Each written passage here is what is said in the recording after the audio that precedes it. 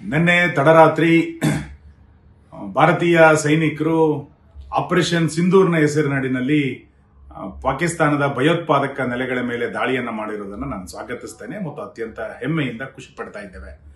ಇವತ್ತು ಇಡೀ ದೇಶದ ಜನ ಈ ಕಾರ್ಯಾಚರಣೆಯನ್ನು ಸ್ವಾಗತಿಸಬೇಕು ಮತ್ತು ಭಾರತೀಯ ಸೈನ್ಯದ ಪರವಾಗಿ 150 ಕೋಟಿ ಜನ ಒಟ್ಟಾಗಿ ನಿಲ್ಲುವಂತ ಅಗತ್ಯತೆ ಮತ್ತು ಅನಿವಾರ್ಯತೆ ಬಹಳ ದೊಡ್ಡ ಪ್ರಮಾಣದಲ್ಲಿ ಇವತ್ತಿದೆ. ಈ ಆಪರೇಷನ್ ಸಿಂಧೂರು ಪಾಕಿಸ್ತಾನದ ಭಯೋತ್ಪಾದನಾ ಚಟುವಟಿಕೆಯನ್ನು ಶಾಶ್ವತವಾಗಿ ನಿರ್ಮೂಲನೆ ಮಾಡೋದ್ರ ಕಡೆಗೆ ಸೈನ್ಯ ಇವತ್ತು ಏನೊಂದು ದಿಟ್ಟ ಹೆಜ್ಜೆಯನ್ನು ಇಟ್ಟಿದೆ. ನಾವು ಅದಕ್ಕೆ ಎಲ್ಲರೂ ಕೂಡ ಸಹಕಾರವನ್ನು ಕೊಡಬೇಕಾಗಿರುವಂಥದ್ದು ಇವತ್ತಿನ ಅಗತ್ಯತೆಯಿಂದ ನಾನು ಕೊಡ್ತೇನೆ.